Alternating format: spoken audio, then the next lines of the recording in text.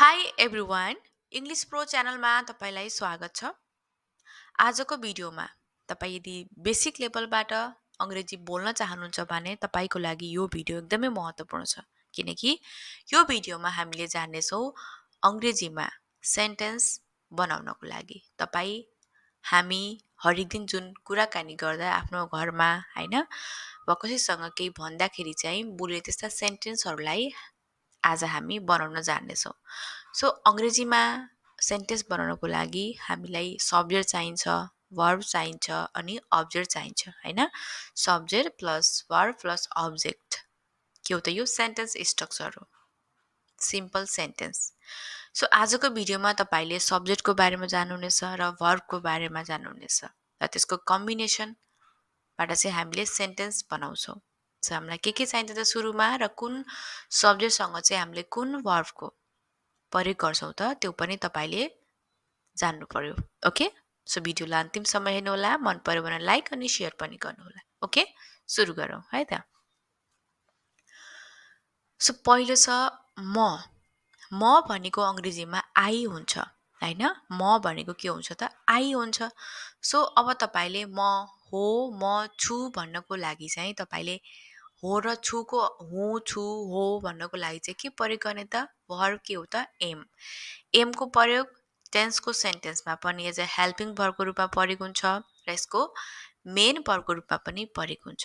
तपाईँले आज मेन भर्बको रूपमा यसको प्रयोग जान्नुहुनेछ।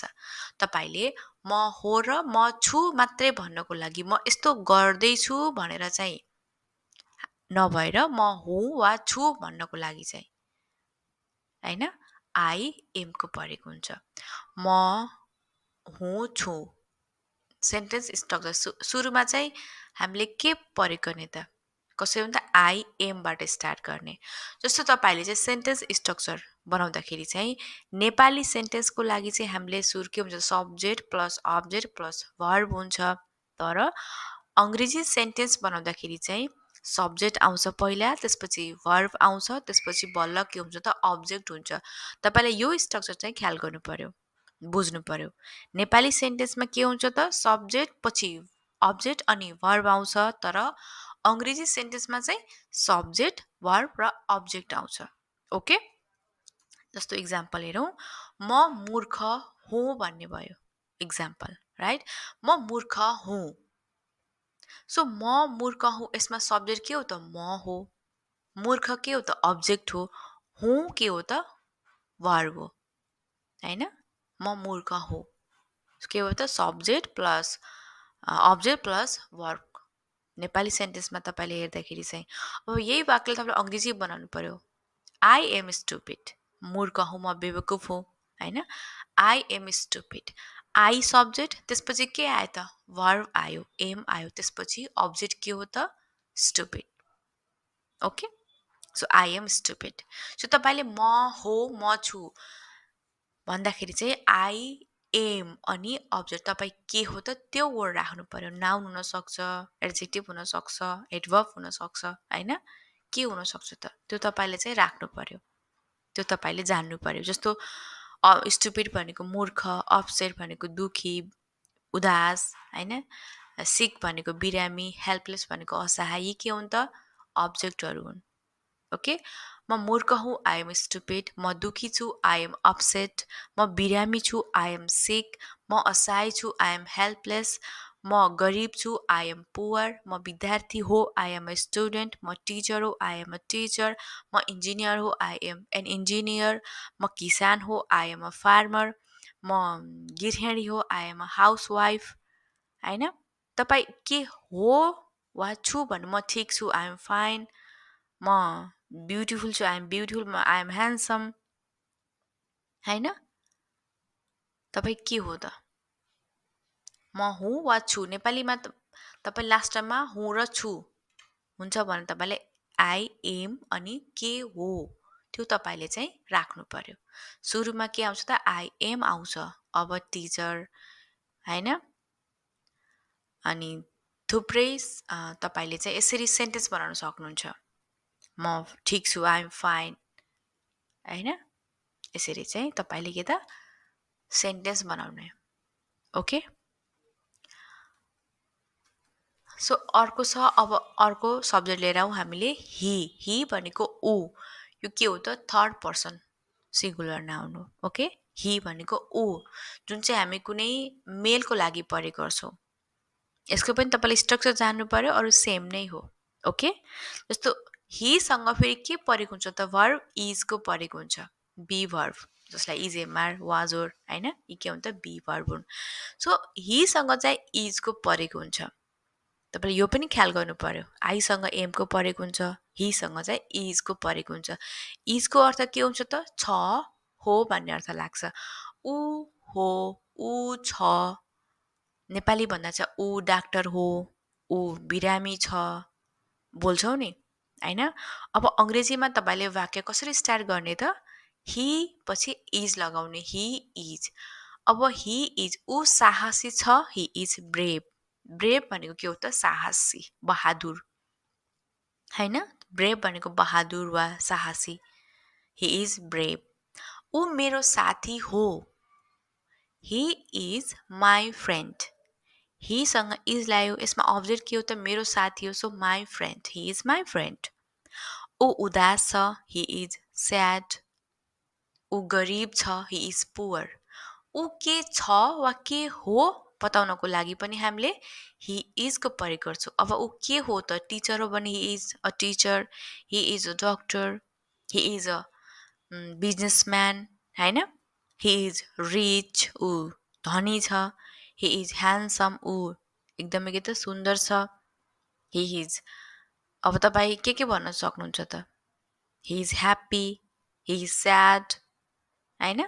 ऊ हो वा छ भनेर चाहिँ बोल्नु पर्यो। यसमा कुनै काम हुँदैन है, उसले यस्तो गर्दैछ नभएर चाहिँ हो र छको लागि चाहिँ, किनकि हामीले सिम्पल सेन्टेन्स हामीले सुरुमा बनाउन जान्नु पर्यो नि त होइन।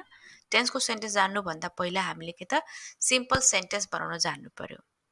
ओके, तपाईँले केही काम गर्दैछ बोल्नको लागि त हामीले भर्ब जान्नु पर्यो, र भर्ब बिना पनि हामी आफ्नो डेली लाइफमा बोल्ने त्यस्ता सेन्टेन्सहरू चाहिँ हामीले यसरी बनाउने हो। ओके, सो अर्को हेरौँ सी। सी भनेको उनी, सब्जेक्ट के हो त सी। उनी भन्ने बित्तिकै उनी तिनी भनेपछि फिमेलको लागि, जुन महिलाको लागि चाहिँ हामीले बोल्छौँ उनी। उनी सीसँग पनि इजको प्रयोग हुन्छ, छ वा छिनको लागि चाहिँ हुन् छिन् होइन। उनी के दिन्छ छ छिन्। अब अङ्ग्रेजी वाक्यमा सी इजको प्रयोग गर्ने। ओके, नेपाली वाक्यमा तपाईँले उनी त्यसपछि अब्जेक्टको प्रयोग गर्ने। ओके, अङ्ग्रेजी वाक्यमा सी इज अनि बल्ल अब्जेक्ट। अब तपाईँले उनी सुन्दर छिन्, उनी सुन्दर छिन्, उनी छिन् के त सुन्दर, so she is beautiful, she is beautiful. उनी चलाक छिन्, she is clever, she is clever. उनी निर्दोष छिन्, she is innocent, she is innocent. उनी दयालु छिन्, she is kind, she is kind. उनी दुखी छिन्, सी इज स्याड। उनी गरिब छिन्, सी इज पुवर। उनी हाउसवाइफ गृहिणी हुन्, सी इज हाउसवाइफ। उनी टिचर हुन्, सी इज अ टिचर होइन। यसै गरी उनी के हुन्, के छिन् होइन, सन्चै छिन्, सी इज फाइन, ठिक छिन् होइन। के छिन् अथवा हुन् भन्नको लागि तपाईँले चाहिँ सी इज स्ट्रक्चर लगाउने, अनि के हुन् त उनी त्यो तपाईँले चाहिँ त्यसपछि राख्ने। ओके, सो सीसँग के परेको हुन्छ त इजको परेको हुन्छ। ओके, यु, अर्को छ यु जुन तिमी, तिमी तपाईँ, जुन सेकेन्ड पर्सन, जुन तपाईँ धेरै कुरा गर्नुहुन्छ। सेकेन्ड हामीले कुरा गऱ्यौँ त हि र सीसँग त कुरा गर्दैनौँ, हामीले कुरा गर्ने भनेको त युसँग, तिमी तपाईँ तँसँग मात्रै कुरा गर्छौँ होइन। र तिमीसँग, तिमी जुन तपाईँको अगाडि सेकेन्ड पर्सन हुन्छ त्यो के हो त यु हो, तिमी तपाईँ। तिमी तपाईँ होइन, म भनेर चाहिँ हामी पहिला थर्ड पर्सन हि र सीको कुरा गर्छौँ होइन। सो युसँग चाहिँ के को परेको हुन्छ त आर। आरको अर्थ हुन्छ छन् हौ, जुन चाहिँ बहुवचनको लागि प्लुरलको लागि चाहिँ परेको हुन्छ। ओके, तिमी छन् हौ, यसको कम्बिनेसन तपाईँले बुझ्नु पर्यो। Okay, you are, you are, युसँग जहिले पनि आरको परेको हुन्छ। ओके, इक्जाम्पल हेरौँ। तिमी झुटो हौ, you are a liar, you are a liar. तिमी बहादुर छौ, you are brave, you are brave. तिमी मेरो साथी हौ, you are my friend, you are my friend.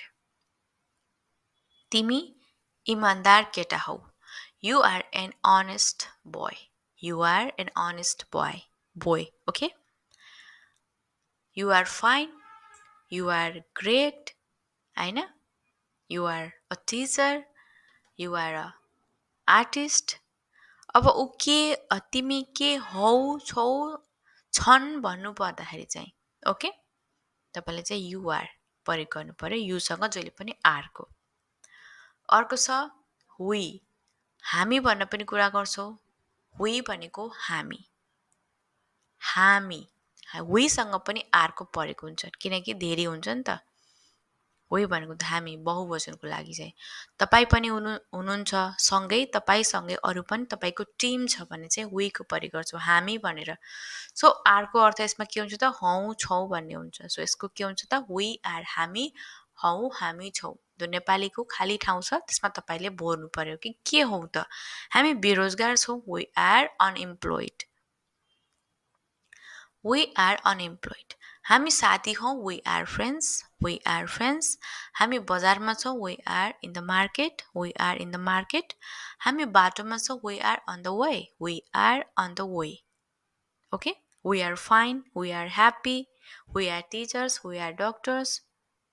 Okay, हामी यो हौँ, यो यस्तो छौँ भनेर बोल्नु पर्यो भने चाहिँ ओके, के प्रयोग गर्ने त, वी पछि आरको प्रयोग गर्ने। दे, दे भनेको उनीहरू, उनीहरू, तिनीहरू, दे। सो दे भनेको उनीहरू, तिनीहरू। अब देसँग पनि धेरैजनाको कुराकानी भयो, सो बहुवचन भयो, प्लुरल भयो, सो आरको प्रयोग हुन्छ। हुन्, छन् भन्दाखेरि चाहिँ आरको प्रयोग। सो दे आर हुने भयो अङ्ग्रेजी सेन्टेन्सको स्ट्रक्चर, दे आर। ओके, उहाँहरू मेरो आमा बुवा हुन्, they are my parents, they are my parents. उनीहरू मेरो साथमा छन्, they are with me, they are with me. तिनीहरू लापरवाह छन्, they are careless, they are careless. उनीहरू घरमा छैनन्, they are not at home, they are not at home. Okay, so देसँग चाहिँ आरको प्रयोग। उनीहरू यो हुन्, यस्तो छन् भनेर चाहिँ बोल्दाखेरि चाहिँ दे आरको प्रयोग हुन्। दे आरबाट चाहिँ सेन्टेन्स तपाईँले स्ट्रक्चर लगाएर चाहिँ स्टार्ट गर्ने। They are happy, they are fine, they are sad. Okay, they are upset, they are teachers, they are doctors, they are students, होइन? यसै गरी तपाईँले चाहिँ थुप्रै सेन्टेन्सहरू बनाउन सक्नुहुन्छ। ओके, अब अर्को छ इट। इटको अर्थ हुन्छ यो, यो। यससँग पनि के को प्रयोग हुन्छ त, इज, यो जुन सिङ्गुलर हो यो, सो इजको प्रयोग हुन्छ हो, यो हो। के हो त, इट इज, इट इज। जहाँ चाहिँ सब्जेक्ट दिएको हुँदैन त्यति बेला चाहिँ इटको प्रयोग गर्ने। Okay, where no subject provided, जहाँ चाहिँ सब्जेक्ट चाहिँ दिएको हुँदैन, प्रदान गरेको हुँदैन चाहिँ। कस्तो अवस्थामा चाहिँ, non living things, time, weather, gender known, जहाँ हामीलाई चाहिँ जेन्डर थाहा हुँदैन, मौसमको बारेमा बताउनु पर्यो, टाइमको बारेमा बताउनु पर्यो र नन लिभिङ थिङ्सको बारेमा चाहिँ बताउनु पर्यो भने चाहिँ हामीले इटको प्रयोग गर्छौँ।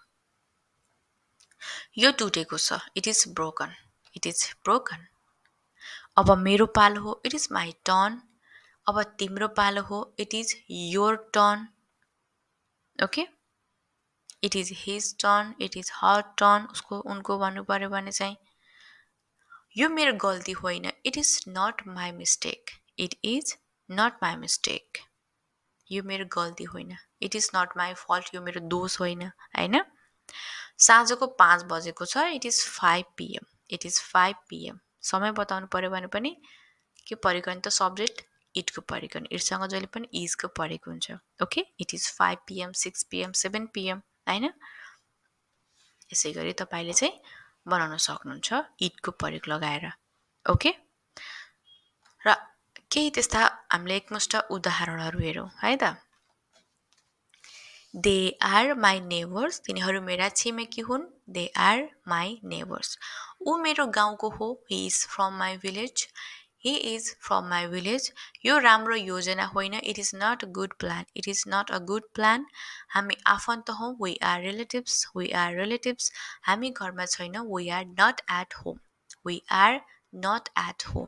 Okay, that's all for today. So आजको भिडियोमा तपाईँले सब्जेक्टसँग चाहिँ कुन भर्ब, बी भर्ब लगाउने त इजएमआर होइन, इटको प्रयोग चाहिँ हामीले कुन सब्जेक्टसँग लगाउने र त्यसले चाहिँ वाक्यमा चाहिँ कस्तो अर्थ लाग्छ त त्यो तपाईँले बुझ्नुभयो र तपाईँले अङ्ग्रेजी सुरुवात गर्दै हुनुहुन्छ भने यी सब्जेक्ट तपाईँले जान्नु पर्यो र कुन भर्बसँग चाहिँ प्रयोग हुन्छ त्यो तपाईँले पनि बुझ्नु पर्यो स्टार्टिङ गर्दाखेरि नै। ओके, आई होप तपाईँले यो भिडियोबाट धेरै कुरा चाहिँ सिक्नु भएको छ। यदि राम्रो लाग्यो, भिडियो मन पर्यो भने भिडियोलाई लाइक गर्नुहोला, कमेन्ट गर्नुहोला, साथीहरूलाई सेयर पनि गर्नुहोला र नयाँ साथी आउनुभएको छ च्यानललाई सब्सक्राइब गर्नुभएको छैन भने च्यानललाई सब्सक्राइब पनि गर्नुहोला। Okay, thank you so much for watching.